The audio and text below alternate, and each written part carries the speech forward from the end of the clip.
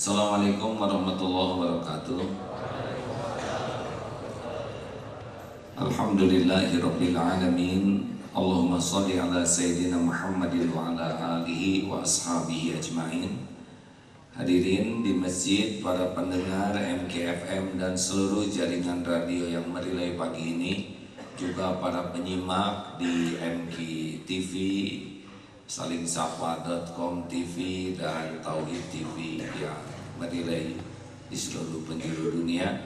Takdir Allah kali ini di samping ada Kang Ridwan Kamil, Kang Emil yang sekarang sedang diberikan episode menjadi wali kota Bandung. Dulu sebelum jadi wali kota, beliau duduk di sini juga untuk berbincang-bincang. Dan sekarang sudah jadi wali kota 6 bulanan. Assalamualaikum Kang Ridwan. Waalaikumsalam warahmatullahi wabarakatuh. Alhamdulillah, terima kasih subuh-subuh sudah mengajakkan ke sini.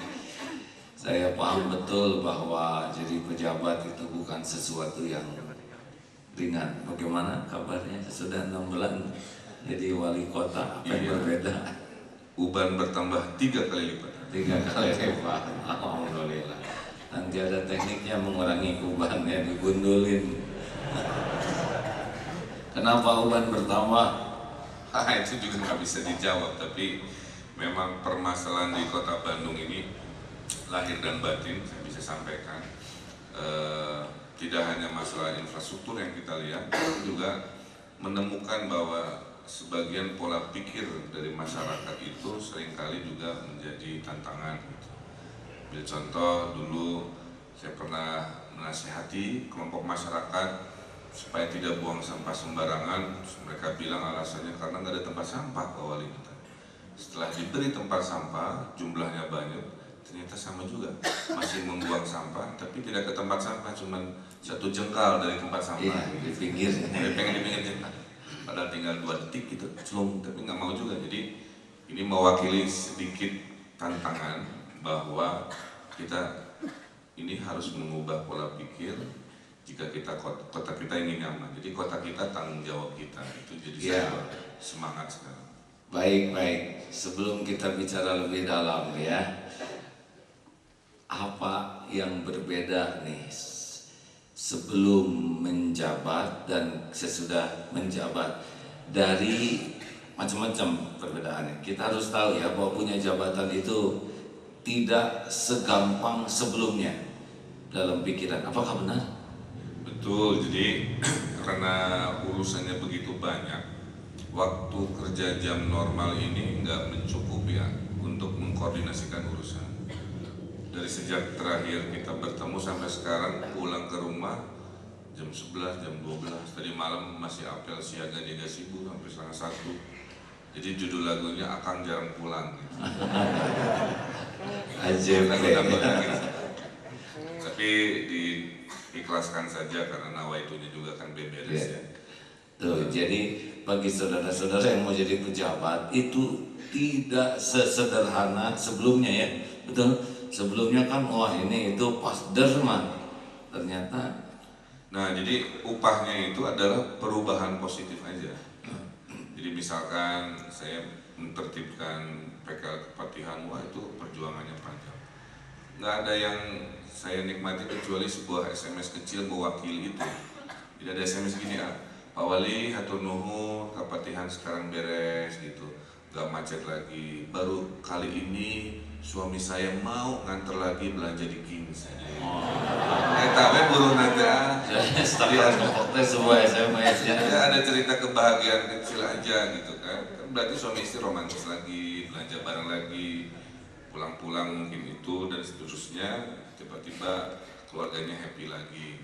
Itu kan cerita kecil mewakili yang tidak terceritakan. Padahal perjuangannya berapa lama ya perjuangannya? Waduh panjang. Sampai ancaman jiwa juga ada, tapi ada risiko jabatan. Iya, tapi ada jiwa mah ada yang punya lah, nggak apa-apa. Terus saya perbaiki taman-taman dalam 6 bulan. Taman bunga, lansia dirapihkan, taman skateboard, dan yang paling terkenal tentunya Taman Jomblo. Kita sampai terkenal nanti keluar negeri, Oh, gitu ya? dunia akhirat lah itu. Karena hanya di Bandung fakir miskin dan jomblo dipelihara negara. Nah itu juga sama, berupaya gitu. Ada di Twitter ibu-ibu ngasih tahu, Pak Wali nuhun tamannya, gara-gara taman mulai banyak katanya. Pertama kali lagi anak saya ngajak saya menghabiskan akhir pekannya di taman, bukan di mall. Biasanya ngajak ke mall, nggak ada tempat alternatif.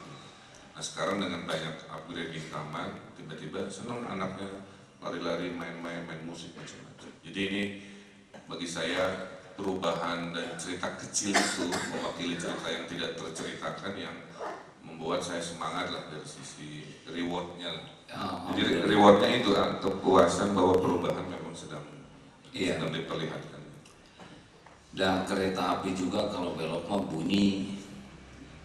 Jadi setiap ada perubahan tuh pasti ada bunyi-bunyian. Tinggal mana yang lebih istiqomah saja. Contoh gini, ya akhirnya saya harus sabar tuh ya. Pak Wali gimana? Ini kan jalan macet oleh PKL di sini. Oke, saya tertibkan. Udah ditertibkan, Pak Wali ini gimana? Saya cari casing HP murah jadi nggak ada. Jadi itu dibereskan kamu, harus dibereskan kamu. Pak Wali ini gimana? Taman jomblo kok dikasih di kolong jembatan, cuma gitu kan, terus sopan. Justru kalau udah jomblo kehujanan kan tragis ayah.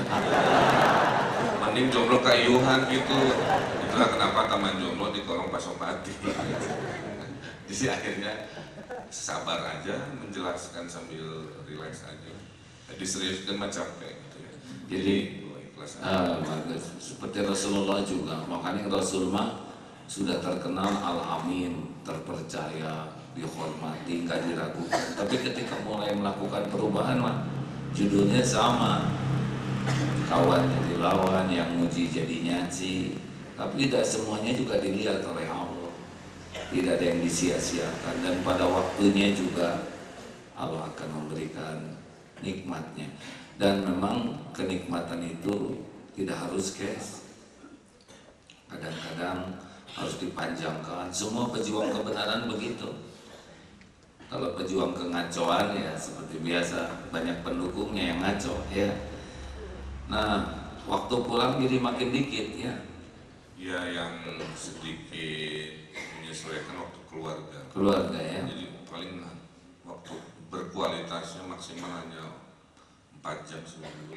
Jadi kayak nanti, ini hari Minggu kan ya, nanti dari lohor sampai maghrib itu aja boleh di blok gitu ya. Presiden nelfon kan mual di Taliban kasar nama ini karena nggak ada waktu lagi, karena saya masih punya anak-anak kecil yang ya butuh kasih sayang ayahnya lah gitu. Jadi yang lucu tuh gini, kan saya mah biasa naik sepeda sebelum jadi wali kota. Jadi wali kota juga bersepeda. Sebelum jadi wali kota Twitteran ada sosial media dari dulu. Setelah jadi wali kota juga begitu. Jalan-jalan sama anak juga begitu. Jadi ternyata oleh sebagian orang dianggap aneh gitu. Cina wali kota sesapedahan, tidak diabring-abring oleh rombongan awal yang gimana gitu kan. Kenapa Cina sok Twitteran? Emang nggak ada kerjaan dan seterusnya gitu ya. Padahal semua kan ada posnya masing-masing. Jadi saya harus mengubah pola manajemen itu. Satu, menceritakan bahwa pemimpin itu ya nggak ada bedanya dengan orang-orang. Tidak harus setelah jadi wali kota saya jaim ya, jaga jarak. Termasuk cara berkomunikasi. Jadi berkomunikasi ini kan daripada ketok pintu daftar gula terus lama, kan bisa menyapa dengan sosial media gitu. Tapi itu lagi orang kita, pada saat komunikasi dibuka segala ditumpahkan. Dari nanya ini kenapa KTP nggak jadi-jadi, sampai ada nanya Pak Wali jadwal damri mana? Saya lagi nonton damri dalam hati. Sampai nanya Pak Wali Taman Sari lu bajuri pang beres itu. Ada lagi Pak Wali, saya lihat bencong bulunya panjang-panjang, tolong dirazia gua batu. Ini saya lupa dari yang normal sampai abnormal komplit. Yang berat mah Taman Sari loba jurig. Jadi saya nanti mau bikin unit Satpol PP khusus pembunuhan. Ghostbuster ya. Lalu respon anak dan istri gimana? Nah, yang ternyata juga tidak diduga, istri wali kota itu punya jabatan otomatis. Jadi sekarang istri saya mengetuai lebih dari 12 organisasi. Sehingga sama sibuknya. Oh gitu ya. Jadi sama, teteh juga jarang pulang. Tidak akan jarang pulang. Nah, kita komunikasi berkualitas aja, tidak selalu dari sisi pertemuan, tapi juga di waktu yang mepet-mepet, tapi bisa banyak hal dilakukan. Utamanya mah ke anak aja, tapi itu mah pengorbanannya dan anak-anak juga udah mengerti. Gini ada rumusnya, mau tahu? Siap. Berapa anaknya? 2 juga. 2? Sama dong, saya juga 1, 11. 11. Jadi ya, ini masih rahasia ini aja ya, rahasia perusahaan. Jadi kalau kita melakukan sesuatu untuk orang lain dengan tulus karena Allah, dan Allah juga tahu kita kehilangan banyak waktu, tenaga untuk urus hamba-hambanya yang lain, itu anak bakal diurus oleh Allah. Allah nanti yang melembutkan hatinya, Allah memberikan kawan yang baik, memberikan pemahaman. Justru sekarang lebih merasa anak-anak jauh lebih baik sekarang dibanding zaman selebritis dulu ya. Zaman sibuk kesana sini yang gak jelas, karena dulu mungkin niatnya banyak salah, jadi hasilnya juga banyak yang ruwet. Tapi ketika belajar memperbaiki niat, ya Allah, memang episodenya saya ditakdirkan begini, saya terima. Mudah-mudahan ini membuat engkau ridho, ada manfaatnya bagi orang banyak. Dan Allah tahu kita kehilangan banyak sekali waktu dengan anak-anak. Alhamdulillah, rasa-rasanya mah anak-anak itu jauh lebih baik. Anu apal Quran jadi apal, anu pinter jadi pinter, akhlak jadi makin bagus. Jadi jangan risau kalau kita berjuang, ada Allah yang ngurus ya. Dan saya sampaikan ke anak-anak saya juga, pokoknya mah jangan ada bedanya. Saya bilang bapaknya wali kota gitu kan, kamu mah sekolah biasa aja, bedanya bapaknya lebih sibuk gitu. Dulu ngurus perusahaan sendiri, sekarang ngurus 2,6 juta orang gitu. Jadi ya mereka akhirnya juga tidak ada bedanya. Jadi saya didik juga biar Benar. Normal-normal saja gitu ya, tidak ada yang berlebihan. Ya karena itu bisa merusak anak-anak kalau anak-anak tidak siap, terus anak-anak jadi ikut nebeng keren gitu ya, mereka akan susah sendiri nantinya. Bagus tentang satu keluarga udah. Sekarang tentang kawan-kawan nih, kan udah wali kota mah beda kawan-kawannya ya. Nah sudah hukum Allahnya, kalau jadi pemimpin tiba-tiba banyak yang mendekat. Iya. Satu tipe ada kawan sejati yang dari dulu dekat dan tidak punya udang di balik batu gitu ya, ikhlas ada. Ada juga yang tiba-tiba merapat baik tapi gitu ya, tapi kelihatannya punya mau gitu, tiba-tiba bager. Gitu. Ada juga yang memang harus jadi waspada juga gitu ya, orang-orang mendekat dengan maksud-maksud tertentu. Jebakan gitu ya. Ya, jadi pemimpin ternyata kewaspadaan juga penting. Bukan suuzon ya, tapi waspada beda. Artinya memahami situasinya, menerima informasinya, tapi hanya untuk diwaspadai, tidak harus selalu dipercayai 100% misalkan. Karena hari politik mah persepsi. Jadi saya tengok kanan, artinya maksudnya baeud merenya gitu. Jadi tersebar awali baeud padahal saya pakai baju biru kayak disangka naon gitu. Jadi itu kadang-kadang, sehingga komunikasi harus sering disampaikan untuk mengklarifikasi hal-hal yang sifatnya tidak benar tapi diramaikan juga drama gitu kan. Selama 6 bulan itu beredar SMS yang isinya 100% tidak benar, tapi dipantul-pantul gitu. Kuda puya, jadi kuda jadi puya gitu. Kita sudah jadi sehingga pertemanan ini menjadi penting karena saya tahu akhirnya mana-mana yang dari awal juga berjuang sama-sama dan setelah berjuang gak minta apa-apa, itu yang paling luar biasa dan saya bersyukur ada lingkaran itu. Berapa usia sekarang? Alhamdulillah 42. 42. Sama ya, kita kembar memang ya, hanya beda 10 tahun. Mudah-mudahan pengalaman A ini ada manfaatnya ya. Akan juga pernah diuji oleh Allah dengan luar biasa banyaknya teman waktu itu, terutama menjelang pemilu ya. Dulu kalau mau pemilu ini para capres sumping ke aki teh kita. Sekarang mah sararian ya. Sangka berguru kalau sekarang bahaya. Nah, dulu banyak sekali kawan tuh. Lalu Allah menguji dengan episode badai, langsung berlecet sebagian besar. Yang tersisa sahabat sejati. Dan memang nikmatnya bersahabat dengan yang tanpa pamrih itu enak sekali. Tapi nggak bisa dipungkiri memang episodenya begitu. Imam Ali kan pernah mengatakan, pernah ditanya, ya Amirul Mukminin, siapa sahabatmu? Wah, saya tidak tahu. Bagaimana mungkin kau tidak tahu sahabat sejati? Karena dunia masih di tangan saya.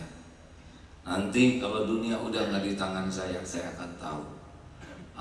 Maksudnya begitulah. Tapi ya kita tidak boleh berburuk sangka ya, jalanin saja episode ini sebaik-baiknya.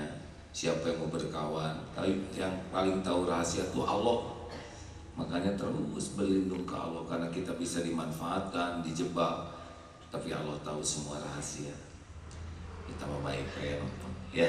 Satu hal yang saya yakini juga tadi itu, yang kedua karena saya sering sepedahan setiap hari, sepeda itu jadi kebutuhan memang. Karena dengan sepedahan saya menemukan momen pribadi terganggu. Kamu naik mobil mah meren kan ngejendela udah dadak gitu. Sepeda mah bisa berhenti sendiri, menyapa dulu warga. Sering dalam perjalanan dari rumah ke kantor berhenti dulu, ada bapak lagi benerin mobil, ngobrol lah, ada ibu-ibu nganter anak. Jadi ada perbincangan tiap hari ngobrol. Menanyakan masalah, mewakili mungkin general publik gitu ya. Kedua juga jadi lebih sehat ya, karena bergerak terus. Yang ketiganya banyak gagasan lahir justru kalau sedang bersepeda. Jadi Masya Allah. Kalau sudah ketemu ke kantor ngantri dan koordinasi dan seterusnya. Jadi dalam sehari ada selain jedanya saat sholat ya, jedanya itu sepeda itu. Makanya saya campaign supaya sesekali kita coba kurangi beban lalu lintas dengan bersepeda. Itu gimana tuh, ada efeknya nggak? Sudah mulai ada gejala-gejala perubahan atau sudah? Nah, kalau mengubah pola gaya hidup orang memang nggak mudah. Jadi saya menargetkan perubahan ini setahun. Maka akhirnya keluar gagasan Bandung Fun Days. Bandung Fun Days itu kita mengubah masyarakat pelan-pelan per hari per minggu. Jadi kalau Senin itu naik bis damri gratis buat pelajar. Selasa hari tidak merokok. Rabu Rebo Sunda, jadi nyarusnya kedah Sunda, nggak boleh. Kamis bahasa Inggris. Jadi if you invite me on Thursday, I will speak English on Thursday. Kira-kira gitu. Oh ya, let's break my liver. My body is not delicious. Enak badan. Hari Jumat naik sepeda, hari Sabtu festival. Makanya ada Car Free Night yang tema kuliner. Di Braga udah, Cibadak udah, Ujung Berung. Jadi harus satu kecamatan satu Car Free Night tema kuliner. Nah ini contoh kecil, coba mengubah warga pola hidup pelan-pelan per hari. Terus satu hal yang kita eksperimenkan dan diapresiasi banyak orang itu adalah mencoba menaikkan indeks kebahagiaan. Jadi saya terinspirasi oleh cerita-cerita dalam Al-Quran juga. Jadi saya sama Mang Oden setiap minggu makan malam di rumah warga termiskin di kota ini. 1 jam kita datang, hanya makan malam aja, ngobrol, dengerin curhatnya, masalah rumahnya diberesin gitu. Kedua, tiap malam minggu kita nonton bareng kayak Lara Tancap, saya suruh lurah-lurah. Yang ketiganya tadi ada Car Free Night, supaya warga ini bisa saling menyapa, karena ada teorinya ternyata. Car Free Night itu gimana? Jalan ditutup, mobil nggak boleh lewat, terus gelar festival makanan di tiap kecamatan, jadi beda-beda. Jadi kalau malam minggu di Bandung, warga keluar rumah untuk berinteraksi. Karena ada studi, kota yang bahagia itu katanya jika warganya bisa menjawab iya terhadap 3 pertanyaan. 1, apakah Anda tersenyum setiap hari? Kalau jawabnya iya, berarti bahagia, seri gitu kan. Pada bawahnya. Kedua, apakah Anda disapa oleh teman Anda setiap hari? Kalau jawab iya, berarti Anda tipe kelompok orang bahagia. Ketiga, apakah Anda menemukan hal-hal baru setiap hari? Nah, dari survei ini 150 negara, Singapura yang kita anggap kaya raya rankingnya 140. 140. Jadi orang Singapura tuh benghar kota maju tapi warganya nggak sebahagia yang kita duga. Orang Indonesia rankingnya lumayan 19. Jadi kan lihat istri bahagia, lihat slip gaji sedih lagi. Jadi kemarin gitu. Jadi saya coba sambil beresin banjir, macet yang memang lumayan butuh effort dan biaya besar, yang kecil-kecil, taman diberesin, harian tematik gitu kan, indeks kebahagiaan dinaikin, itu yang sedang berproses kan. Berproses 6 bulan itu waktu yang masih sangat sebentar untuk sebuah perubahan dari sekian lama yang sudah ngedaglek misalkan ya. Insya Allah. Dulu lingkungan Darul Tauhid ini dikenal sebagai lingkungan bebas sampah, bersih. Namun orang tiap tahun berbeda-beda yang kontrak di sini. Jadi memang yang udah rajin bersihnya udah pada lulus, yang datang yang belum bersih. Bisa kebayangkan, jadi diulang tiap tahun kebersihannya. Tapi bagi kita mah nggak boleh menyerah, karena bagi kita mah bukan hasil yang terpenting, proses yang berkesinambungan yang terus menerus. Hasilnya mah bisa dalam bentuk pahala, bisa juga dalam bentuk perubahan, atau mungkin nggak dirasakan di sini tapi kebawa oleh orang pergi ke sana. Mungkin begitu ya, menghibur hati mah. Ya, jadi kuncinya konsisten.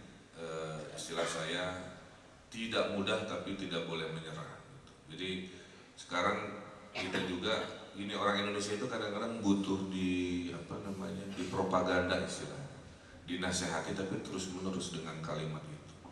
Sehingga sekarang kita mau ubah kalimatnya, bukan buanglah sampah pada tempatnya, tapi kelolalah sampah pada tempat. Kalau dikelola kan dipilah dulu, diatur mana yang bisa di reduce, recycle, baru sisanya jadi kompos dan seterusnya, sehingga tidak selalu buang-buang. Kalau buang-buang hanya memindahkan masalah, tapi dengan kalimat kelolalah sampah pada tempatnya mungkin mengubah gaya hidup. Ini kita akan terus propaganda.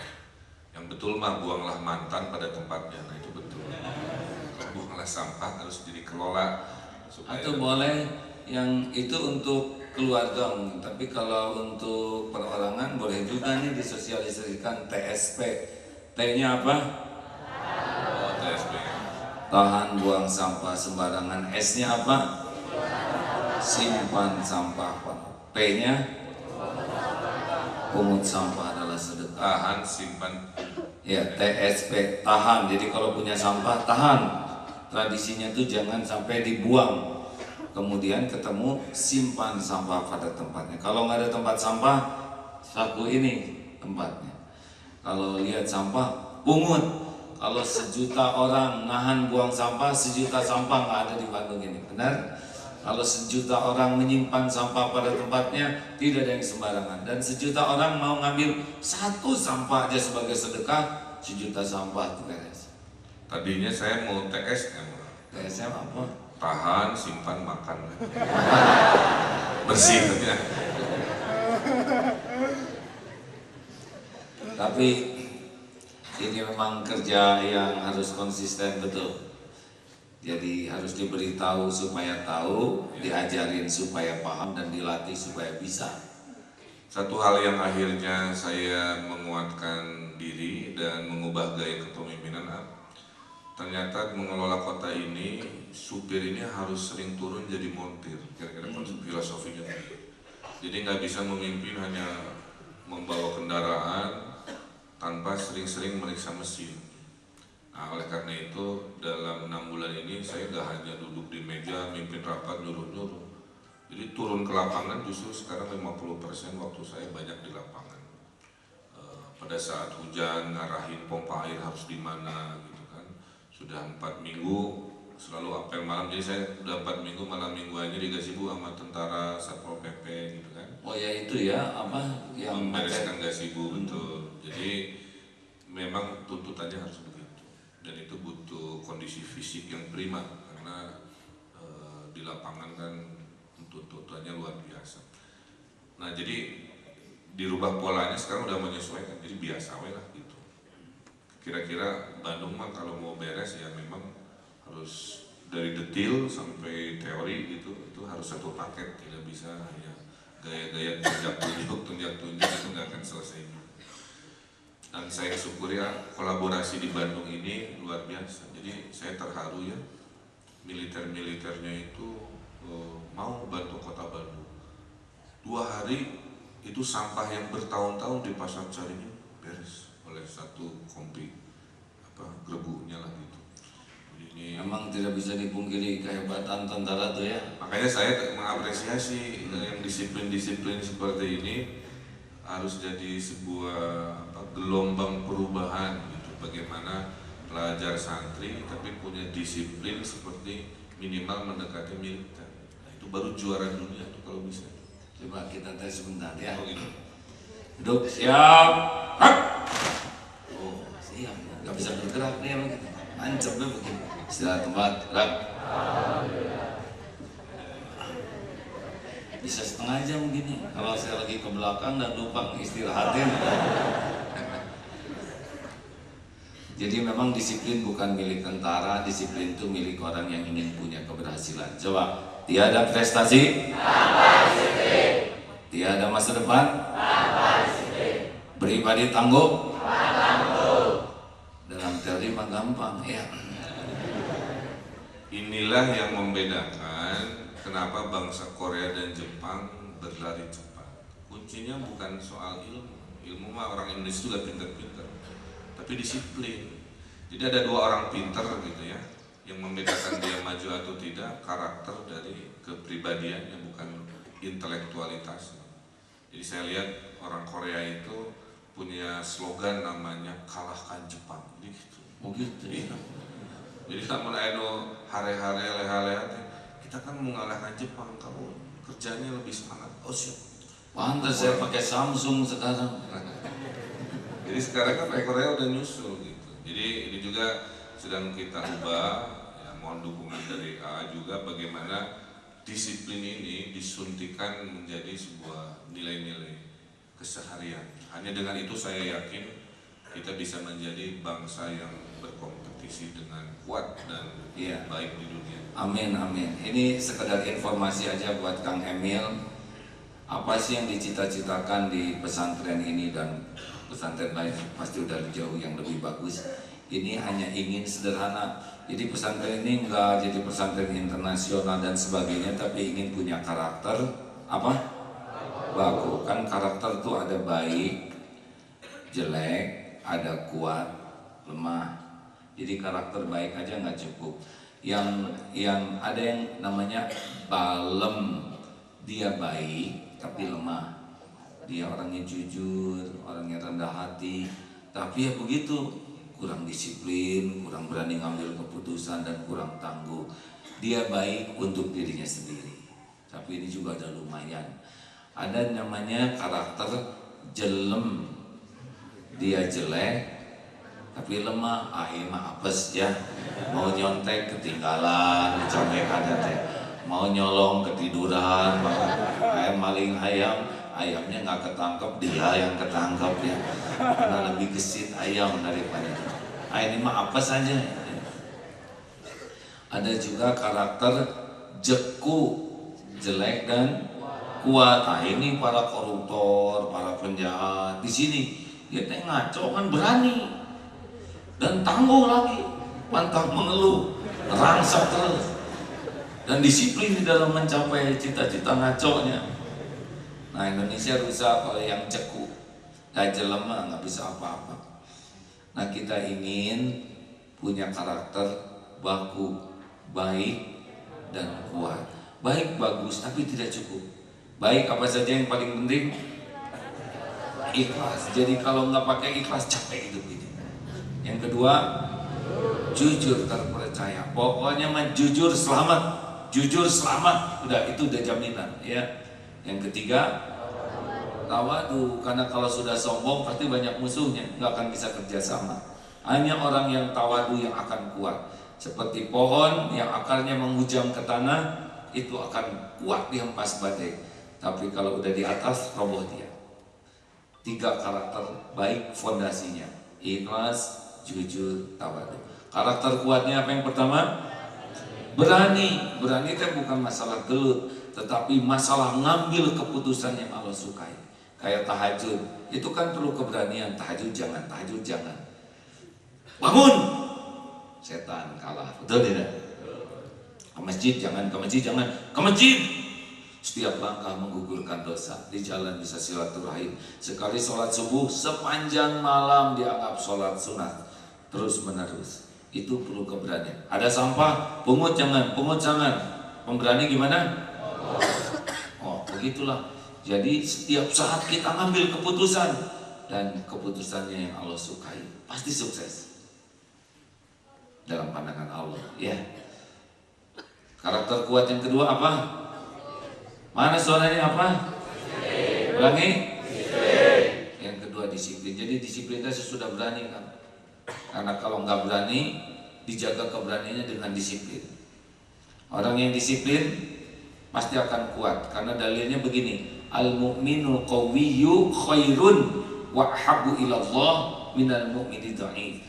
Mukmin yang kuat lebih baik dan lebih disukai Allah dibanding mukmin yang lemah. Walaupun pada keduanya ada kebaikan.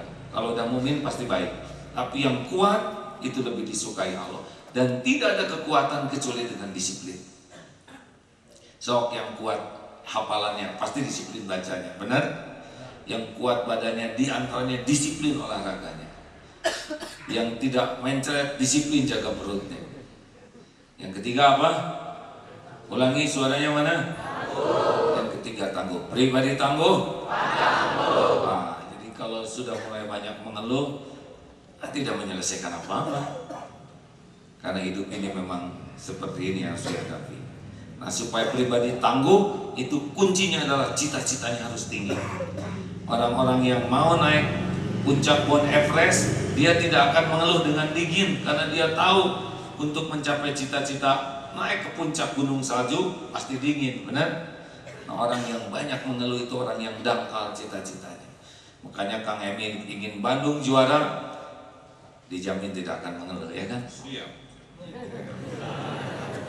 Karena sudah risiko, salah sendiri mau jadi wali kota, kasaran begitu ya.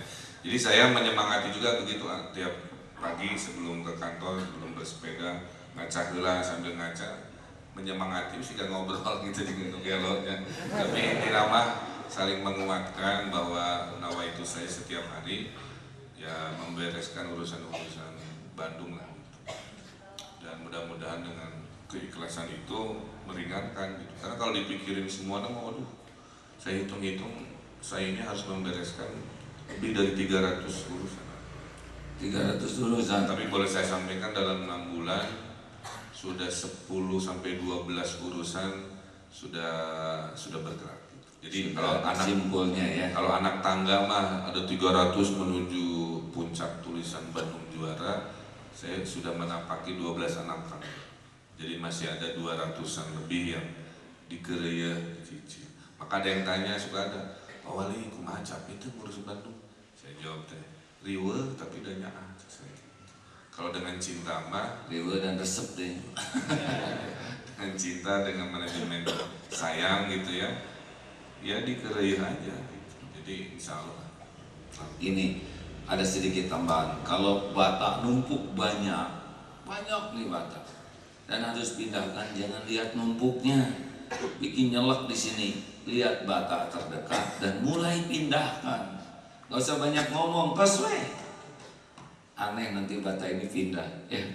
Sekarang dilihat malah neken. Sama dalam dakwah juga, kita harus mempersatukan umat Islam sedunia. Ahli warabdi. Taswe ya ngerti saya apa yang bisa diangkut lah. Nah, nanti juga Allah nolong. Begitulah. Terakhir pertanyaan, ada yang sebel nggak sama wali kota? Ada yang sebel tidak? Nah, kalau sebel tidaknya tidak bisa tahu, tapi pasti ada, karena banyak juga yang sebelnya itu bukan karena kepersonalitas, tapi karena jabatannya saja. Ada minta tidak bisa dikasih karena memang nggak bisa, jadi ya itu saya terima juga. Karena selalu ada resikonya kan, seperti pindahkan PKL. Iya. Ada yang senang, ada yang tidak senang. Banyak yang tidak suka juga. Jadi ada yang tidak suka. Banyak. Jadi itu sebuah risiko yang harus saya terima dengan ikhlas juga, bahwa untuk menuju ketertiban, kenyamanan, ternyata banyak orang yang terbiasa di dalam kenyamanan yang melanggar aturan. Itu banyak sekali. Jadi di Bandung ini dari yang di kelas jalanan sampai yang kelas atas banyak pelanggaran yang sedang kita bereskan. Saya ingin menyampaikan, misalkan reklame sekarang lagi ditertibkan, yang berizin 6.000, yang tidak berizin 7.000 itu di Bandung. Kemudian tahun ini kita akan reformasi pendidikan, tidak boleh lagi ada suap masuk sekolah gitu ya. Jadi sekarang penerimaan siswa kita tarik ke pusat, dibantu oleh polisi, militer, jaksa, supaya tidak ada ruang suap menyuap. Itu sedang kita lakukan juga. Jadi itu banyak ketidaksukaan. Iya. Rata-rata justru orang-orang yang memang terbiasa menikmati rezeki dari yang tidak halal. Jadi diterima aja risiko. Iya. Jadi cara menghadapinya, mau tahu pengalaman menghadapi orang-orang yang nggak suka. Gini, Nabi aja yang mulia ada yang menghina. Masa kita yang hina asli nggak ada yang menghina gitu? Siap. Ya. Nabi aja yang begitu baiknya ada yang sebel. Masa kita yang nyebelin asli nggak ada yang sebel ke kita? Terus ini ada rahasia kan, nanti bakal ada omongan yang fitnah dan sebagainya. Ya berdasarkan pengalaman Om gitu di sini. Mau tahu rahasianya? Ada yang ngadepin penghinaan, fitnah yang keras, konsisten, terus menerus. Mau tahu? Mana suaranya, mau tahu? Ya, jawab ini ya. Mungkin Kang Emil nanti suatu saat diberi amanah lebih, akan lebih keras lagi badainya. Ini rumusnya, karena Om atas nyebian ya. Siapa yang menciptakan kita? Siapa yang menghidupkan kita? Siapa yang menjamin rezeki kita? Siapa yang nutupin aib-aib kita? Siapa yang bisa ngasih pahala? Siapa yang bisa ngangkat derajat kita? Siapa yang bisa melindungi dari balawal musibah? Siapa yang bisa ngasih husnul khotimah? Siapa yang punya surga? Nah, kalau semua karunia hanya milik Allah, mau ngapain capek-capek mikirin mulut orang? Lempeng we. Mulut orang mah nggak ada yang bahaya bagi kita. Yang bahaya mah mulut kita sendiri. Dihina orang mah nggak bahaya sama sekali. Yang bahaya itu kehinaan kelakuan kita. Silahkan orang mau ngapain aja, nggak akan ketukar takdir kita. Apa yang Allah tetapkan untuk kita pasti kejadian. Kalau kita baik, balasan Allah kebaikan. Kalaupun kita suatu saat harus terluka dan terbunuh, pasti itu baik bagi orang yang berbuat baik. Gitu kan, singkiat ya. Ada baju besi di sana mau pakai. Ya alhamdulillah takdirnya kita sudah ditakdirkan barengan gini, pasti ada rahasia Allah ya. Ini kami warga Bandung khususnya siap. Sekarang Amu tanya boleh ke Mr. Kosim, mana? Acungkan tangan. Boleh maju ke depan. Nah, kita tanya nih karena punya pengalaman khusus. Assalamualaikum Pak Qasim, ya silakan. Boleh dipinjam dulu mikrofonnya Kang? Nah ini. Siapa ini?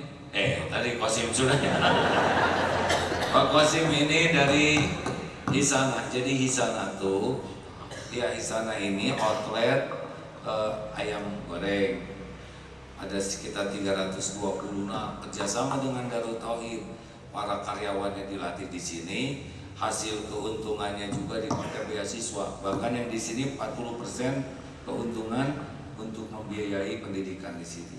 Nah, santrinya juga dikirim ke sini. Bahkan santri kita lah yang nanti akan mengisi outlet-outlet yang sedang dibuat. Jadi kerjasama dan tiap outletnya jadi dakwah. Di sana ada buku-buku dakwah, ada kaset, ada video yang nanti bisa diperoleh oleh masyarakat. Bagaimana Pak? Apa kabar ayam-ayam yang itu? Alhamdulillah baik. Kan pernah ada yang tersinggung, telepon ke ayam ada Pak. Aduh kun saya jeung hayam urang. Misalkan mau pesen ya, mengajak. Baik, bagaimana nih ikut latihan ini? Alhamdulillah banyak positif yang saya dapatkan dan kawan-kawan dari Hisana didapatkan dari pelajaran diberikan di Darut Tauhid ini. Ini 5 hari latihannya. 5 hari, 4 hari yang full 4 hari, yang kelima hari ini. Apa yang paling dirasakan perubahan yang didapat? Yang paling dirasakan itu adalah introspeksi diri, sadar diri bahwa kita itu sangat-sangat banyak kekurangan, tidak lupa bersyukur.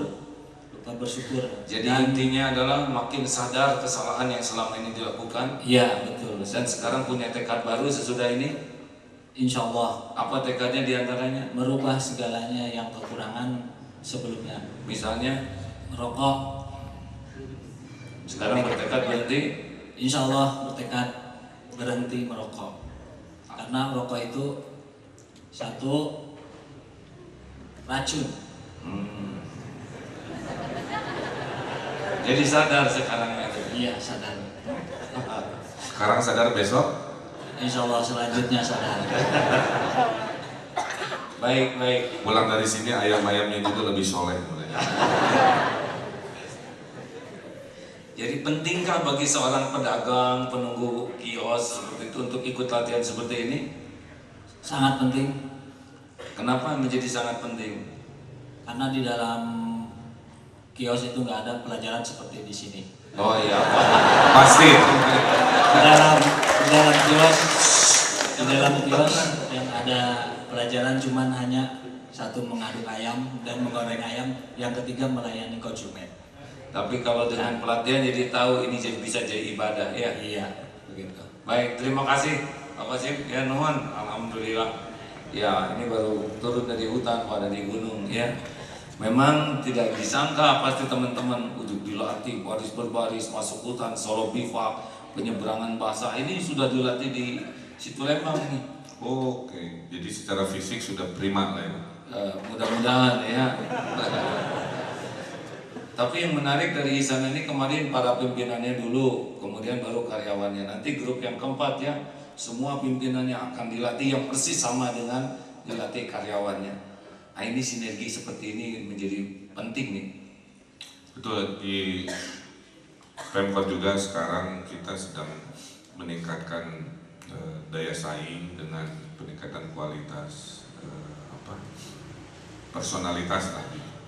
Jadi ada pengajian rutin tiap hari Rabu juga sehingga biar imbang antara keseharian duniawi juga dengan ukhrawinya kita seimbangkan juga.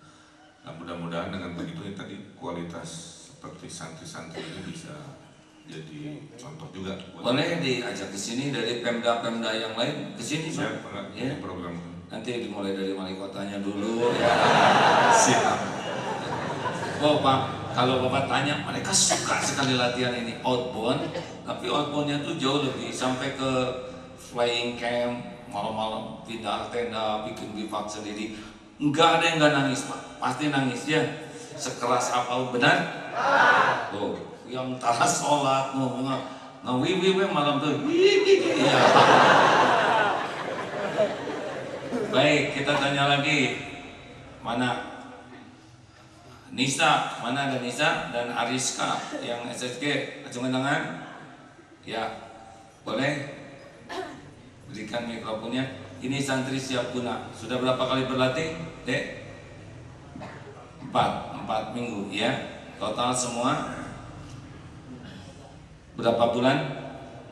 3 bulan, berarti 12 kali pelatihan. Siap guna itu artinya Santri siap untuk berguna di masyarakat. Oh. Ya, ini pelatihan tanpa pamrih, datangnya Sabtu dan Minggu saja dari berbagai daerah. Silakan, siapa bicara duluan? Ariska. Ya, Ariska. Dari mana Ariska? Dari Karawang. Lalu pulang pergi ya? Enggak, PPM juga. Oh, PPM di sini. Apa yang dirasakan dengan mengapa mau bergabung dengan santri siap guna? Pengen jadi awal Satu. tahun. Satu. E-nya udah satu. 3 kali berhenti bicara. Gitu, ya. Satu, ingin menjadi awal tangguh. Terus tidak banyak mengeluh, karena selama ini kan banyak mengeluh ya. Dua. Banyak pengalaman, ingin banyak pengalamannya dari luar. Dari 4 kali pelatihan, apa yang terasa di perubahan pada diri? Disiplin ada, terus Itu hampir ngomong karena kalau nya 3 kali berhenti bicara di sini, prosedurnya begitu. disiplin, terus banyak olahraga, karena sama pelatih juga disuruh banyak olahraga supaya sehat kan, jadi Baik. tidak gampang sakit. Baik, alhamdulillah. Terima kasih Rizka. PPM berarti mahasiswa ini ya. Iya. Ya, selanjutnya Nisa. Assalamualaikum warahmatullahi wabarakatuh. Waalaikumsalam warahmatullahi. Apa yang terasa berbedanya? Iya, di Jerman ya teh. Oh, Nisa, apa bedanya Darut Tauhid dengan Jerman gitu aja lah ya kamu. Semuanya berbeda. Guten Morgen gitu ya. Jadi ini dari Jerman tamat SMA ke sini mau pesantren, ikut penghafal Quran dan ikut juga santri siap guna. Apa yang dirasakan oleh Nisa pelatihan ini? Yang saya rasa lucu.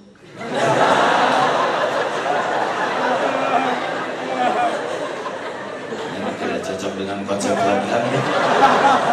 Nisa terancam dikeluarkan ya. Masa lucu? Jadi ada materi stand up comedy gitu. Gimana maksudnya? Mungkin nggak ngerti arti lucu bahasa Indonesia. Lucu ya. tembak baik gitu. Lucu. Manfaatnya. Hah? Oh fun, menyenangkan. Oh iya, kita yang salah paham.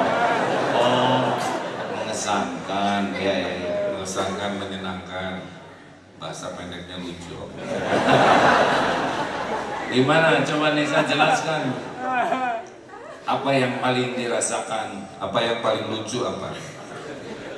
Yang paling lucu push up.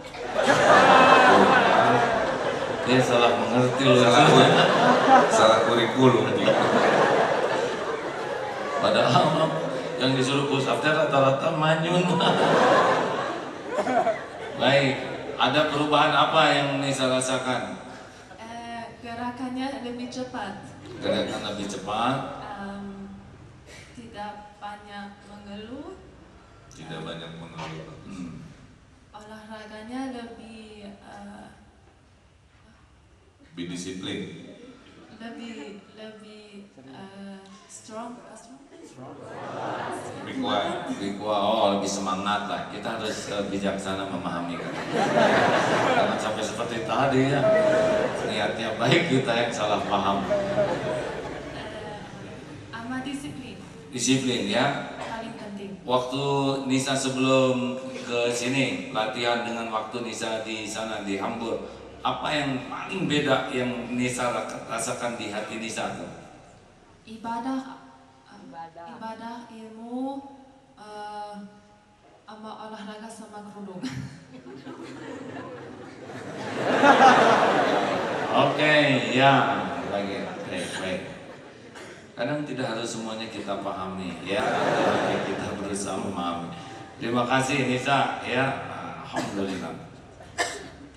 Insya Allah adiknya juga katanya mau berangkat juga dari sana pada pesantren di sini. Baik, waktu kita hanya tinggal 4 menit. Kang Emil, ada pesan-pesan bagi warga masyarakat?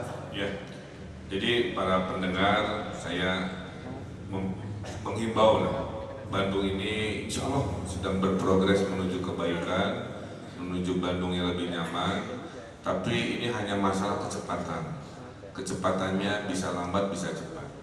Kalau dengan dukungan warganya disiplin, warganya jujur, tangguh, dan sebagainya, kecepatan perubahan itu akan hadir lebih cepat kira seperti itu. Tanpa dukungan dari warga, saya kira perubahan ini lambat gerak. Maka ingat, kota kita ini tanggung jawab kita, bukan kota ini tanggung jawab Pak Ridwan Kamil saja. Nah, minimal dengan teori dari AA juga, dimulai dari diri sendiri, dimulai dari sekarang, dimulai dari hal-hal yang kecil. Hal-hal kecil inilah yang akan berakumulasi menjadi hal-hal yang besar, kemudian berakumulasi dari diri sendiri menjadi kelompok, dan akhirnya menjadi dimulai dari sekarang menjadi sebuah gaya hidup baru. Mudah-mudahan begitu dengan cintai Bandung dengan solusi dan aksi. Jangan Cintai Bandung dengan solusi dan aksi. Jadi mau nyaah Bandung teh buktikan lah, kira-kira begitu. Jangan hanya caci maki atau mengeluh ini itu tanpa kita bergerak melakukan perubahan. Karena Bandung ini bisa menyenangkan, alias Bandung ini bisa lucu, istilah Lisa dengan kegiatan yang disinergikan bersama-sama. Dan itu saja, dan doakan kami yang sedang berupaya, mudah-mudahan beri kesehatan, kesabaran itu.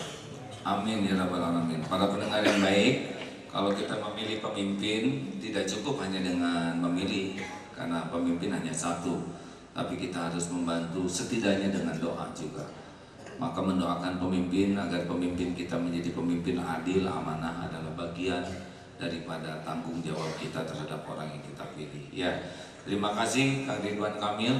Insya Allah mudah-mudahan para pendengar suatu saat kita akan silaturahim sama-sama ya. Carikan lapang yang agak luas atau di balai kota gitu.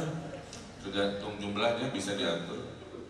Bukan di lapangan itu muat berapa tuh? Dulu sekali kita pernah di sana tuh. 10.000 masuk? Oh, enggak 10. Enggak. 2.000-an lah. Ya, baik. Nanti kita sama-sama silaturahim apel di sana, ya. Siap semuanya? Ya. Sebetulnya sederhana, tiap orang ngajak 10 udah jadi itu 10.000, betul ya? Insya Allah supaya tidak menyusahkan, kan ada tradisi kalau Darul Tauhid, kalau datang ke suatu tempat tidak pernah meninggalkan sampah. Jadi semua datang dan pulang tuh harus jadi lebih bersih dibanding sebelum kita datang. Aib kalau kita datang ke suatu tempat dan tempat itu jadi kotor, tidak boleh ya. Dulu zaman demo-demo tahun 98 tuh di gedung MPR, kita juga ngirim beberapa bis ke sana, tapi terkena bagian beberes itu bukan demo ya. Kalau kebersihan sebagian dari iman. Benar ini memang ciri-ciri orang beriman beginilah ya, mengut sampah. Terima kasih sekali lagi para pendengar yang budiman. Mudah-mudahan silaturahim ini bisa berlanjut terus dan ada manfaat. Alhamdulillah, kita akhiri dengan doa majlis. Subhanakallahumma wa bihamdika asyhadu alla ilaha illa anta astaghfiruka wa atubu ilaik. Alhamdulillah, assalamualaikum warahmatullahi wabarakatuh.